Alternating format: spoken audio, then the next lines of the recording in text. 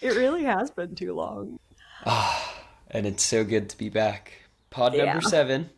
Okay, I was We're just we're thinking I making have our no way. I every had no episode starts idea. out. I had to check the Oh. last pod to see that that was pod 6 to then deduce that this was in fact pod 7. Maybe this is our intro. Like other people have like music that like music. And us every single time is just gonna be like, I have no idea what number it is, do you? And we'll just have this We know how little to count. interaction. Yeah. Mhm. You at least half of us do. Yeah. Hey, Yeah. that's counting right there. That's true. That's Some actually like quick math. advanced Yeah. algebra, Yeah. arithmetic, division. What yeah. Mhm. Long division, if you will. Maybe not long, but it's division. Yeah. Yeah. How are you? How are things in your world? I feel like we've been talking about my world plenty. How are you? How is life? I am good. Like I've been going through a very major like up level in the last Mm, I mean, I guess always, right? Like that's kind of the life and also like there are times where you can feel it a little bit more viscerally and these last few months in particular have been that, but kind of heightenedly in the last week or two there's been a lot of stuff that I can just like I don't know where I feel myself like moving very very intently like through it and little mm. moments where like part of me starts like old very old pieces of me start being like something feels funny or uncomfortable or like should we stop doing it and I'm just like no like we're not we're just moving through all of that and for that I can kind of feel this like I don't know just like things yeah things that are I'm just letting kind of fall away and in this very just powerful like okay like forward action, I guess, after a very long time of kind of like rest. Yeah. Maybe like a very yin period of my existence that I'm just like, oh, I'm ready for that. Yay.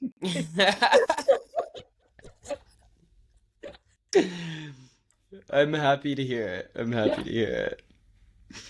Oh, yep. Excited to see what that looks like for What you that as yang well. looks Yeah, I mean, it comes in all shapes and sizes it and does, it does. different Feels like energies. it's yeah. Yeah. That's What does it feel like? I was like it all just is too much. It sounds like too much. It's all just a Um bit phallic. yeah. It's like it's a Mm. very, very powerful yang. Oh Uh, god. But yeah, no, I'm just kind of I don't know, ready to be in fully grounded and landed in this like next chapter, next phase. For those of you who don't know, which is everybody who isn't Kian basically, all potentially like two or three of you. um I have been in London for the last month. The like thing that propelled me here was one of my best friends getting married. And yeah, I've just kind of been lingering. I had some rough plans for the first about 3 weeks that I was here, and then after the wedding, it's just felt really good to be here. And there's some more. It feels just like from a like life universe guidance perspective that there's more that I'm meant to do in London and kind of ground into that then kind of helps bring me back into more stability in the Netherlands.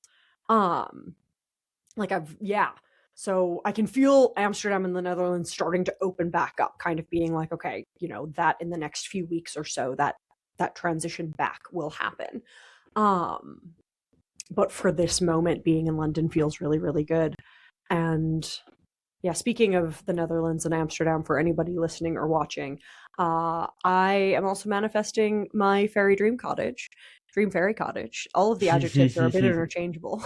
um, in the Netherlands, and that's kind of part of what's keeping me, not keeping me in London, but allowing me to just be in London. Is that like I can see the home that I'm meant to live in the Netherlands. I've been seeing it very clearly for a while now.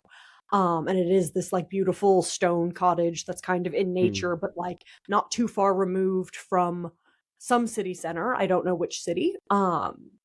but yeah, just like a beautiful space for me to be able to create and get work done and really just be in my own energy and really just like have a home for the first time in 5 years. Um, and right now the message is almost that it's just like that home will appear and then it will be time to go back to the Netherlands. Like right now I'm Yeah. just like I don't really need to go there and just be bopping around into temporary places. Um yeah. So the path will appear and I will walk it. But if anybody knows of a little fairy cottage that is in need of a fairy to live inside of it, somewhere in the Netherlands, let me know. And that's A me. steward for the fairy cottage. Yes. Yeah. Well, it is a very well deserved home, Thank especially you. after the 5 years of is nomadicism a word? We can make it a Nomadic word. nature. Yeah, of just the like wandering. It's so wild how like flippy the switch has been in my brain of just like from just wanting to be completely untethered and the idea of having an actual like address or a closet, like literally Yeah. feeling like a cage for half a decade, actually for most of my life, realistically. Um, and now all of a sudden being like, I want my home. I Yeah. want it. I'm ready. So We want what we want when we want yeah, it. yeah. In the interest of manifestation, I mean, if I've learned anything about it on this so-called spiritual path, it's that when embedded with the emotion you will feel when said manifestation arrives, it becomes quite potent. And so I'm curious Mm. to you what this home feels like, this magical fairy cottage. Yeah. Oh, well, it feels like this. For anyone who's listening and Mm. not watching, I'm just like big hugging myself right now. Um, yeah, like it feels like safe and light and cozy and just like somewhere that I want to be. And I've been recognizing in the last few weeks because I knew once the notion that like home that it was time for home appeared, right, a few months ago. I was aware of the fact that I was like, yes, my heart and soul knows that that's true, and there's going to be some levels of adjustment and things that will be uncomfortable in moving through that because I have lived a completely different life for so long, right? Um and what I realized a few weeks ago as I was kind of feeling some of the discomfort waves of being like, oh, okay, so like we're gonna have one place that we live and that's what we want. Okay. Um, I kind of realized that I've like it's been very rare in my life that I've actually had a home that I like really wanted to be in. And Yeah. so much of that also had to do with my own inability and discomfort of like being alone with myself, right? Like a lot of the time I would be home and I'd be like, can't be here. And I'd want to go out and like see friends or do something or travel or move because being alone in my thoughts meant being alone in my thoughts. And that is true. And there have also just been a lot of homes that I haven't felt that I've been happy in, that I've liked the people that I lived with, but it wasn't truly that cellular, like, I am so at ease and safe and exactly where I want to be. And I want to be held in this environment? Um, and I'm like ready to feel that Yeah. because, yeah, like, I don't really know if I ever have. Like, I don't Yeah. actually know if I've ever really had the feeling of like, I want to go home. Ooh, God, like that. Like, Hmm. when my mom dropped me off, so I'm the youngest of two. So when my parents brought me to university, they became empty nesters, right? And literally, they like helped me move into my dorm room, dropped off all the stuff, and just kind of like hugged me. Everybody else's parents are like sobbing and they're all staying for a few days and they're getting lunch and whatever. My parents just kind of like dropped my stuff off and were like, okay, you good? And it's like, yeah, I'm good. And then they left. No, and my parents and I, they love me. We have a very good relationship. But like, when they got home, my mom called and she just goes, I'm sorry I didn't cry, but you're never home anyway. It was like, yeah, you're right. Like, this isn't that different. I had spent the last 4 years being away from home, Yeah, as much as I could. So yeah, I guess that's what I want it to feel like, is that I want to be there. beautiful. Yeah. That was, yeah. Yeah, I think I'm Mm. like maybe halfway there with mine, where like I go to these beautiful places. I'm in Greece, and there is part of me that like, especially by the end of the trip, I am like ready to go home and to be in my space, but I'm also very ready for that to be just my space. And Mhm. I'm also, I mean, we've had this conversation a million times, and I'm sure we'll have it a million more. I love Saint Clemente. It's beautiful. It's great for a very specific period of life, and version of me. And that period of life is not now. Yeah. And that version of me is not the one speaking to you here. I Mm. suppose both of those have inherent falsehoods in them, in that in a very literal sense it is now, and it is this version of me here. Mhm. But like every version of me that is coming into being exists elsewhere. Yeah. And there's still obviously chapters I need to close here. Um, but yeah, I guess I've never, yeah, the feeling of home. Um, and then the balance of just like knowing that home is always within you. But yeah, like giving yourself the gift of that stability, whatever that looks like. Yeah.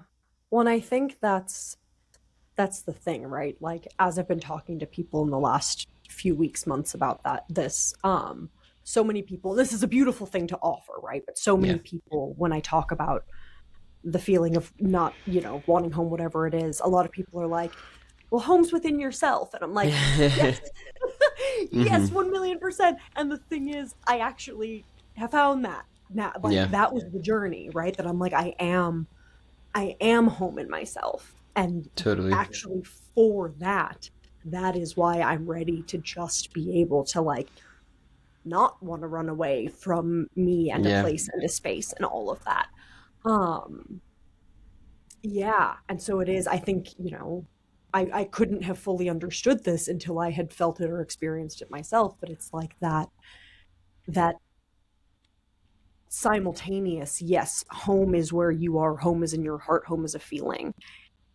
And that as beings, there are other things that like are conducive to us in different times and spaces. And of course, I mean, the truth is, right, that because I am home in me, Yeah. if the period of, you know, unstable housing or unstable, like if I keep moving around a little bit and, and don't have a permanent place to be anytime soon, like that is okay. Like I won't lose my mind, you know?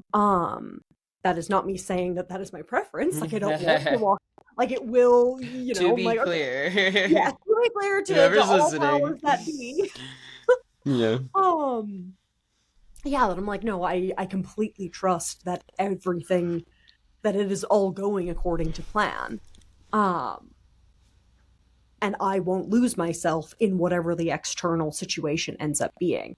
And I also know what I feel, and what I feel is Magic Fairy Dream Cottage. Beautiful. And it's gonna have candles and a bathtub and like, dude, and I'm gonna be there in like the autumn, and I can just be like alone and no one will talk to me. That was my next question. Is it just you living Oh, there? yeah. Just you. Okay. Oh, yeah. I don't value living with others. I say that as like that's a pretty nuts thing to say, and I'm like, you know No, what? No, of valid. course there is value in it. There's so much to learn, and I am supposed to be by myself unless there is like a Yeah, divine, um, you know, love soulmate being, and even then, I'm like, maybe your cottage is next door. that's some real shit. Maybe, That's some yeah. real shit. Maybe you find your own cottage. And Yeah, because there's like there can be a balance of like you have your own cottage and that is your own space and no one else lives in there, but maybe it's in this community of cottages on a ton of land where you have enough space. Like maybe Yeah. that's what you want. Maybe not. Maybe it is isolated. But there can be different ways of having that community and that time with others without having to have them in your home and your space. I'm curious to see how community evolves for me as I do become more rooted in one place and like the possibility for physical and like continued community kind of presents itself because that Yeah, hasn't been available to me, right? I have been yeah, in communities ish over the last few years, but yeah, and it's like hearing you say that it's like the knee jerk reaction in me is that I'm like I actually don't. And here's the thing, like communities will save earth. Like we need communities, we need people to like live together and work together and love each other, and yet somehow part of me is still just like, but I don't know, I want to be really far away from everyone. you know um yeah, and I sit in that sometimes because I'm like, is that, and of course it could shift and change as time goes, but I really just,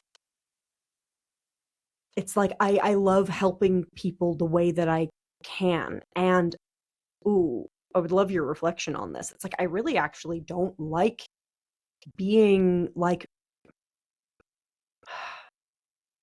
I was gonna say relied on, and that's not totally true because I am very reliable in the ways that I am happy to be relied on. But it's yeah, when it becomes like that it feels like entire things are contingent on my participation in ways that don't feel true and authentic to me, right? Or like just keeping it's responsibility. It's like I want the responsibilities that I feel capable of holding and doing well, but I also like it, to me it feels like a cage to be enmeshed in responsibility that I didn't necessarily ask for. And it's like, and but maybe there's a way to be in community that actually just feels authentic to what your gifts and offerings and things are, right? It doesn't necessarily mean, yeah, I don't know. yeah. I mean, that was going to be my reflection for you, but as we both know, you're fully capable of reflecting on yourself. It is a cage, Yeah, or a perceived cage, or can be. But there are, hmm, boxes or cages, or maybe without those connotations, roles within communities that don't feel like cages. Like the right, oracles of old, like their role was to break free from the cage and to right. channel back down to earth what they found. Um, so, like Oracle Lindy could be a I role in mean, a community. she's done it You're like, before. you're like, Like, I'm fine. not saying that that's how I'm addressed by certain people in my life. Yeah, no, myself amongst them. Oh, but no, I genuinely, it's like, yeah, that feel that feel I don't want to make yeah, dinner for anyone. I love that we're just like, we're just riffing right now, and like to the untrained ear sound so entitled. And I'm not talking about you. I'm talking about what I'm about to say. Cannot wait. Just wait. Like if you think Oracle is bad, like I just want my kingdom, and like Mm, I will build the infrastructure and I will make it so beautiful and so perfect, but I want my castle, my palace on the cliff on the edge of the sea, and it's just me and my beautiful wife and our beautiful children. And we can go to the community. We will go to the community. That's where life is. That's where, the heartbeat of the land is, but I do still want and need my own space, my own kingdom. yeah, Yeah. And that's yeah, just the truth. That's my truth. There's no, like, people will hear that and attach their own projections and feelings of worthiness or unworthiness to that and then associate it with me, but it has nothing to do with me. Like, that's my truth. I don't care what anyone else thinks about it. I just pulled out my notebook because I was yesterday talking about like kingdoms and queens and just like that energy. Yeah. I was flipping through as you were speaking to see if there was anything pertinently relevant, and Mm. um I'm not going to read from it in this moment, but that energy has been present for me lately. Yeah. Um One, I think, I mean, there's so much, words are obviously so limiting, and they're also the way that we have to express so much in this human Yeah. life of ours, but like so many people have such deep connotations with the idea of like kingdom, right? Yeah. um as a literal student of history, it's like once upon a time my brain goes to like serfs and like feudalism and peasants working in the Yeah, field and like, the opposite of the king. right. The Well, no, juxtaposition. that the idea that a king has those people, that people are Yeah. suffering under their rule, right? That it's just like that once upon a time my brain would have felt like in order for there to be a king and kingdom, there also needed to be people who were subjects and who were suffering. And that Hmm. is obviously not true. And these are also very different ideas and terms and whatever, where it's just Yeah. like, no, like it's not a ruling power thing. It is literally just this like energy of, yeah, like Yeah. being able to reign sovereignly over your own universe and life and love and land and yeah, yeah. Kian literally means ancient, and it also means king. I didn't name myself, you know? I did at a deeper level. Like, I was that phone call from my dad's sister saying, "Oh, what about the name Kian?" Like, that was me.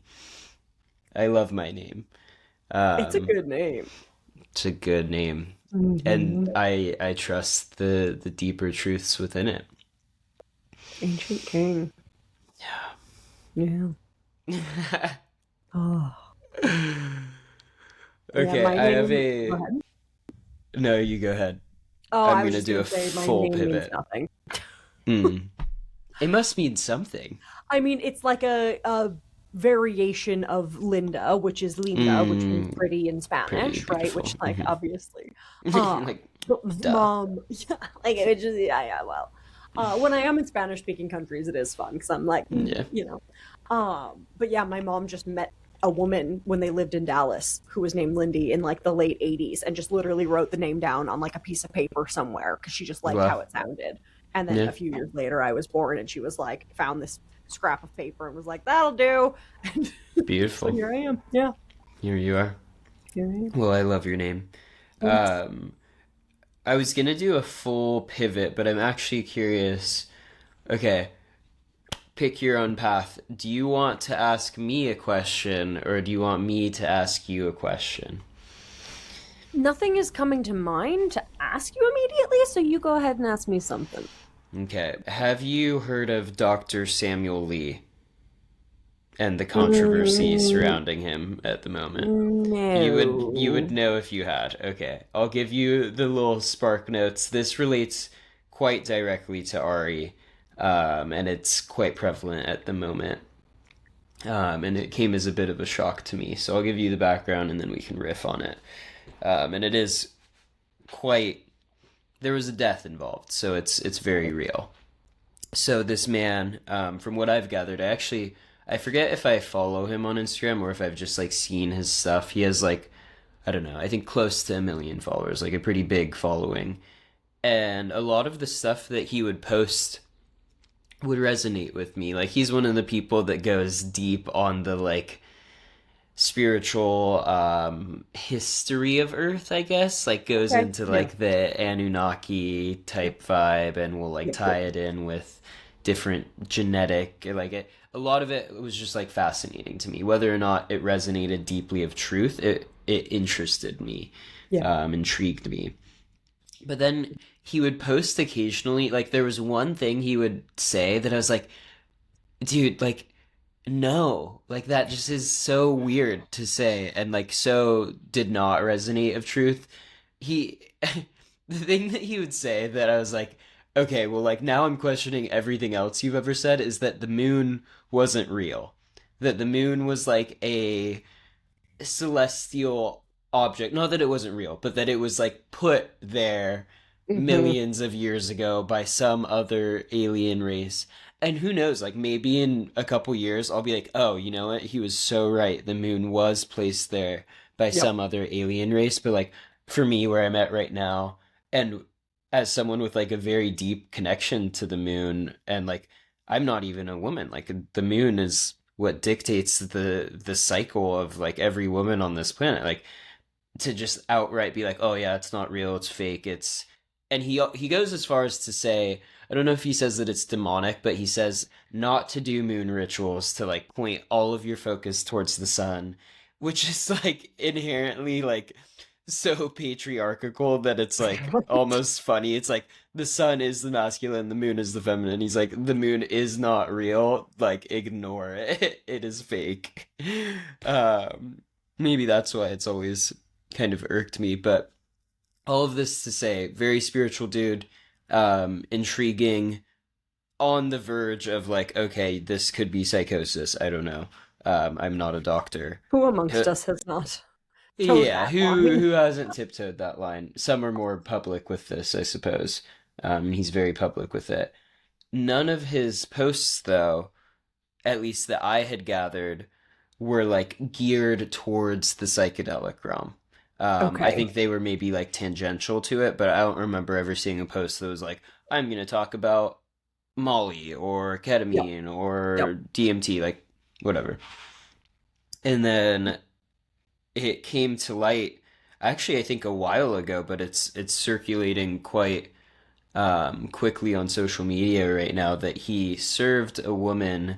He has a heart opening protocol that involves at least MDMA and ketamine simultaneously. I don't know if there's anything else. Uh, and even those two alone, like mixing any psychedelic with any other psychedelic, is like I don't want to disrespect the psychonaut journey because there are people who do that and find the exact concoction that works for them and they're like, this changed my life. And I respect that, like to each their own. But if you're the one serving it to Right. someone else, that's totally different because they probably have no fucking clue what they're getting themselves into with There's even so just much one of them. trust. Right. Yeah, let alone two. And so he served a woman, and I think that this actually happened like a year ago, and it's maybe just coming to light now, at least publicly. He served a woman this protocol, and she died of, if I'm not mistaken, dehydration. Because MDMA, yeah, it makes you sweat. Ketamine Hmm. is a dissociative, so you can't feel your body. So that's like a pretty ripe concoction to be extremely dehydrated and have no clue. Right. And that, I mean, that can kill you. Um, and it did. And so now there's kind of this like controversy. I mean, I actually don't even know how controversial it is. Like, I think he'll probably go to jail or like have some form of punishment. Like, he killed someone. Um, but it's interesting seeing the dialogue now where like a lot of the voices that I truly respect have come out and said like this is so wrong and this was like gross negligence, like you were Right. entrusted with a human life and something as simple as like them being dehydrated, like you, how did you not know better? You're a doctor. I actually don't even know if he's a doctor or if he just like slapped that in front of Right. his Instagram handle because that's like something spiritual people do with different titles. They're like, yes, I am this because I said so. Yep. um but there's other people. It's interesting to see the hive mind of the people, like mostly probably his followers, that are like, no, like he's a good man, like all of this stuff, and like many things can be Right. true at once, and like we live in a world where like you can be a good man and you can also go to jail for killing someone. Um, So that's the synopsis. I'm curious to hear your thoughts since we operate in this space. Yeah. I mean, hmm, this is one of the things that has kept me for so long from actually wanting to like fully let myself be in this space. Yeah. Um and like fully, I mean, even to create a platform for this kind of healing, something that has been in my consciousness for a really long time, right? Of just being like, there is direct and indirect responsibility for every person who is journeying if you create a space where you are inviting people to journey, right? And at the end of the day, it's like in all things, um, can you, sorry, there's like noise happening on your Mm. end. I Yes, I don't will know. mute. Thank you. It was actually kind of nuts. It was like it was getting like louder as I was speaking. Like a really, It's it's a diesel truck outside. it sounded trucky. Okay, Yeah. great. Um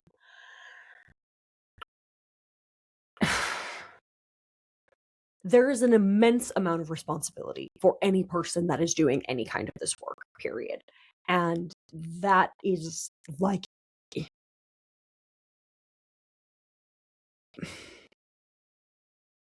it has been concerning to me for years seeing the amount of people who just label themselves as shamans, practitioners, therapists, what have you, right? Without, and I don't know what standard training should be or what lineage should be or anything, but like recognizing not only the psychological things that can come up in psychedelic realms, but the physical as well, right? That it's like dehydration, heart conditions, just body position, things like there's so much to it. And I don't think that it's one of those things where it's like in order for the work to be done, we need to learn. And the ideal is that tragedy is avoided in that learning. And at the same time, it's like, okay, well, when terrible things happen, what does that mean as a community for people to then come in and be like, well, how are we actually holding these spaces? What are we doing to make sure that all of this is safe while also being authentic, true, you know? And I guess like the thing, just from a personal perspective, like you said, if an individual who has their own experience with different psychoactive chemicals really for whatever reason wants to mix MDMA and ketamine together and go on that journey, like I'm not going to say don't. I'm not going to judge you. You know, go for the gold. Personally, I'm like I think that a lot of people are a little bit reckless and do toe the line between like, okay, are you going in there to try to like find God, heal yourself, like become one with everything, or are you just kind of trying to blast your mind to smithereens because like that's fun for you, you know? Um which again, like not necessarily a bad thing, but it's like what is the intention here? What is the purpose of this?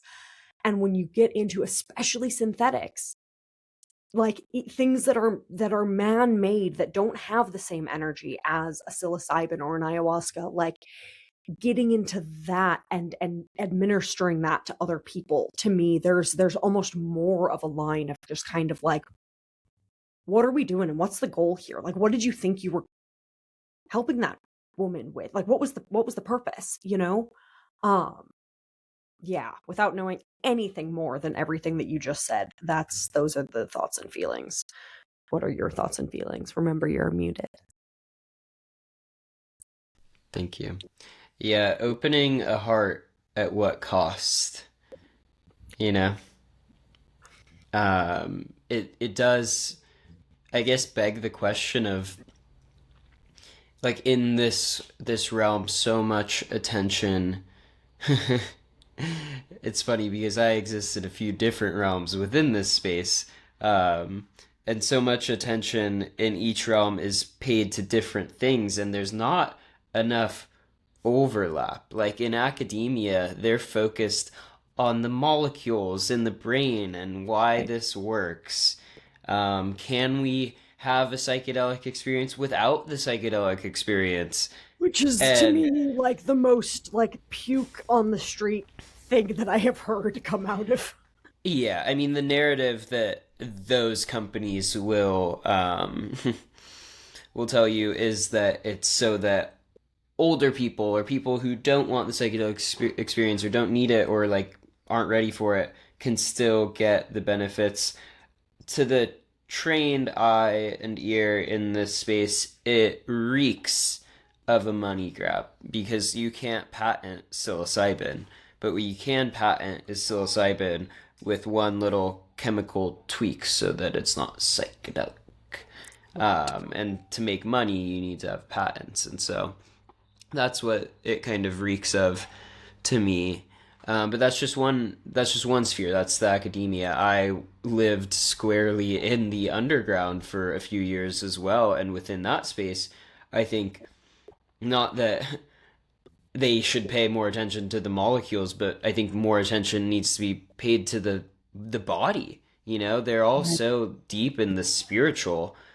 I mean myself as well. Like I was so deep in the spiritual that it's like we forget our bodies. And you know, like these things actually are addictive. Ketamine is addictive.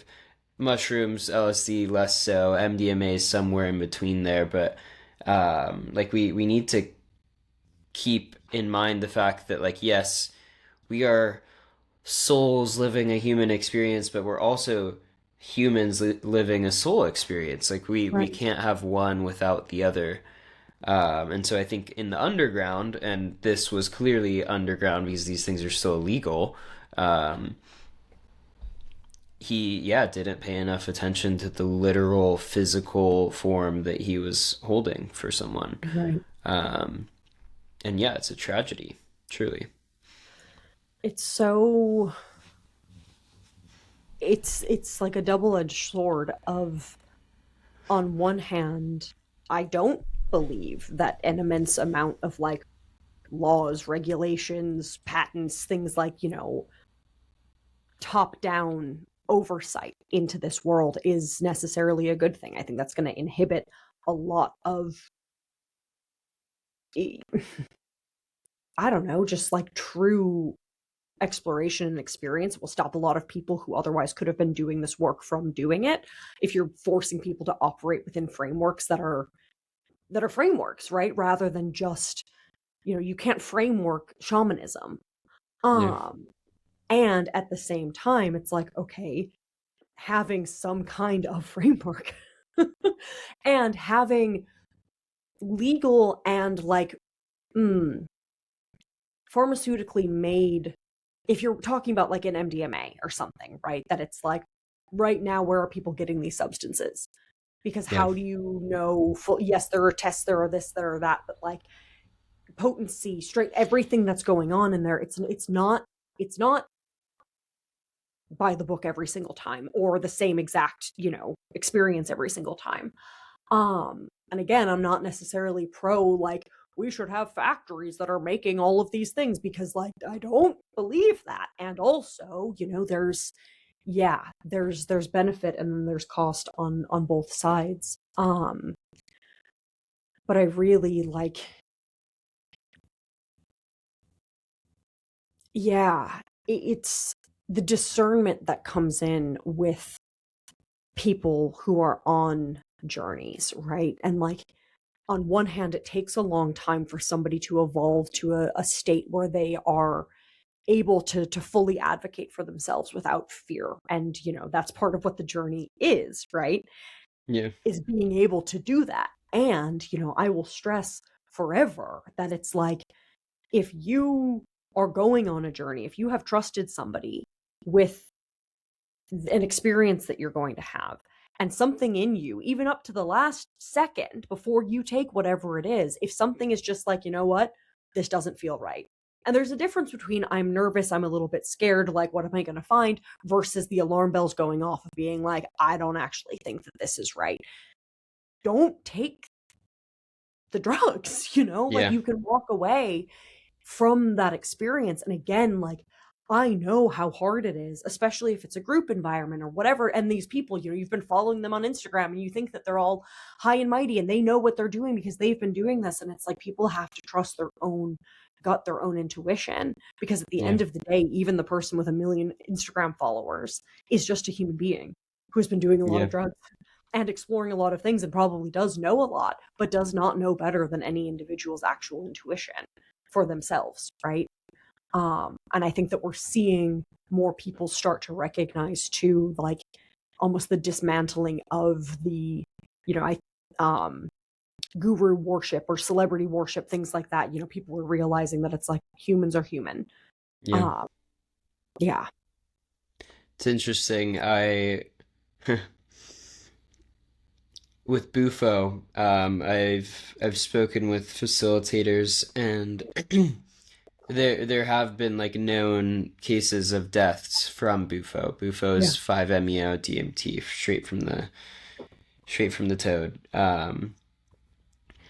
And I've spoken to people who facilitate Bufo, and there's a common knowing that this can occur, and the dialogue between them that I heard was that you have to, as the facilitator, be able to bring them back, like go into that realm. The explanation in the this is right, what I mean by the very spiritual sense is like right, their explanation is that the soul leaves the body and sees totality and the oneness that is possible beyond the physical form and doesn't want to come back.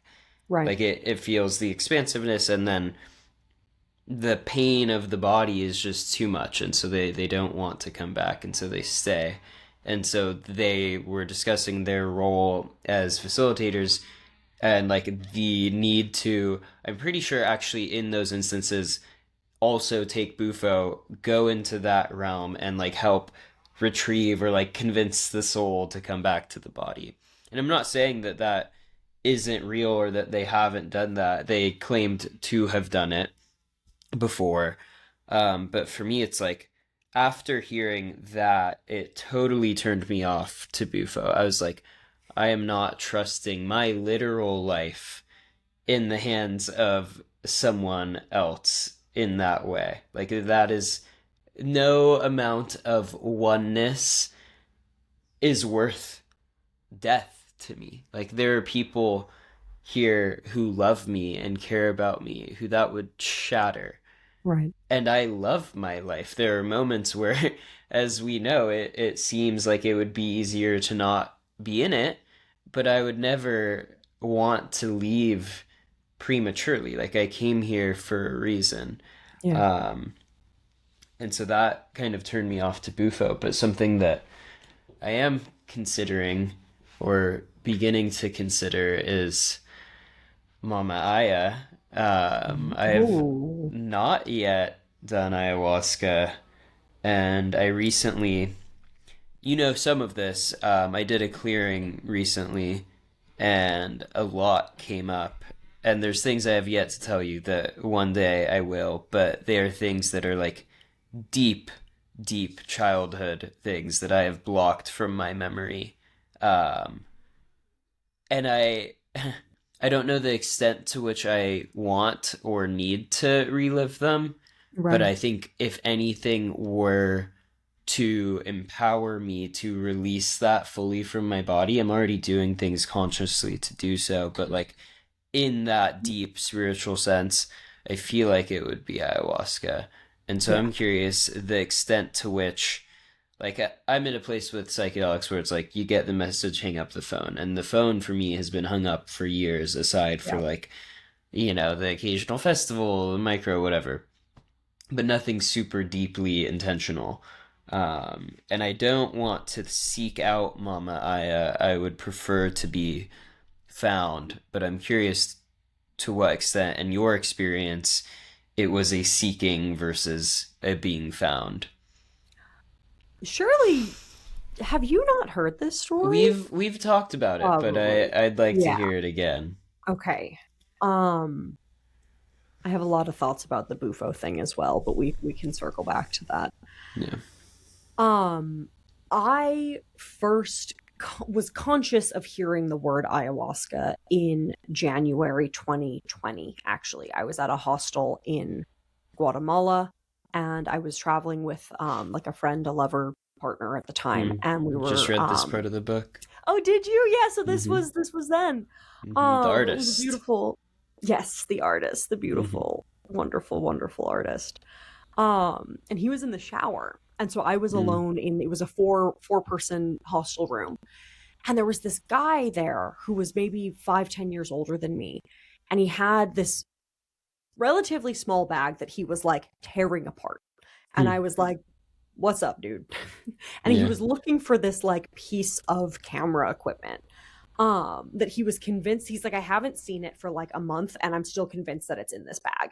He's like, I need to, and I was like, okay. And so he started telling me about this journey that he'd been on. He was from Southern California, had done the whole corporate job thing for a while, and about a year before had had a realization that he's just like, I'm doing everything wrong and I need to figure some stuff out. So he'd been traveling and doing that. And he told me that when he had been in South America, he had been introduced to ayahuasca. And that was the first time that I was like, mm. And at this point, I had done psychedelics multiple times before this, right? I Yeah. was seasoned in that space. And we started talking more about it. And he basically was like, it's 3 nights of ceremony. I was in the Amazon. He's like, a lot of people, he introduced me to the idea of purging on ceremony and all of that.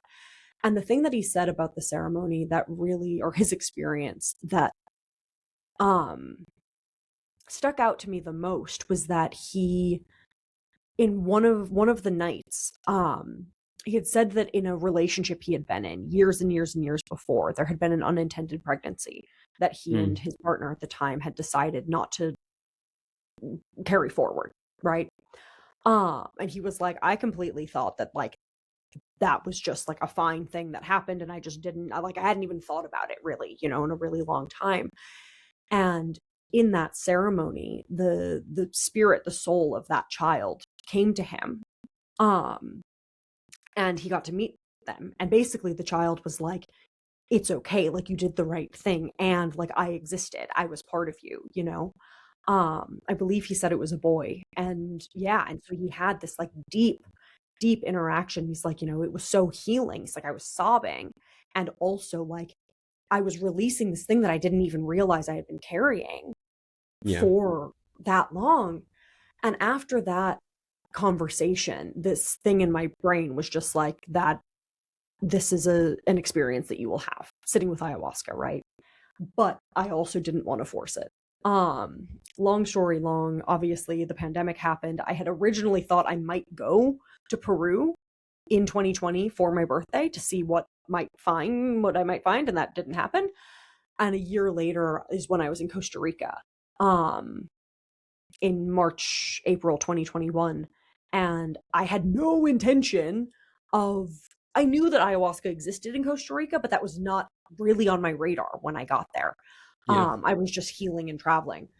And like the third or fourth day that I was there, I checked into this new hostel and I was really trying to be by myself. Like, really just like, I don't want to talk to anyone. It's been a year of the pandemic and I'm the only person on earth who still wants to be alone, but like, that's what I want. And when I checked into the hostel, this guy named Farhad checked in with me. I've mentioned Mm. Farhad to you, I think, a few Hmm. times. And Farhad was just this like calming, just like stoic, peaceful energy. And he like Yeah. introduced himself, and I was like trying to like not talk to him, Yeah. and invited me to a meditation, and I like ignored. I was like, I don't want to do that. But I kept running into him, and he kept just like very kindly inviting me to do something, and I'd be like, no. And it was a few days later that I ended up running into him like 8 miles away from where we were Mm. staying at the end of a road. I Yeah. biked there. I was going to do a hike, and I Yeah. literally get there and it had been raining, and I realized that the trail is just complete mud. And so I'm Mm. sitting there on my bike being like, okay, I think I'm going to turn around. And literally out of the jungle walks fucking Farhad. As soon as that happened, I was like, okay, universe, like I hear you, like great, cool. Mhm. So we start chatting, we bike back towards town together, and we stop for lunch. And it was at lunch that he mentioned ayahuasca and how he had recently sat ceremony in Costa Rica. And that was when my brain was like, oh. And he Mm, connected me to the center. And it was 4, 5, 6 days later that I was there sitting my first ceremony. mm, And it was 4 days after my 30th birthday. And that is where you know, I met, everything changed after that, right? But it was literally just like complete divine timing. yeah. Um, yeah,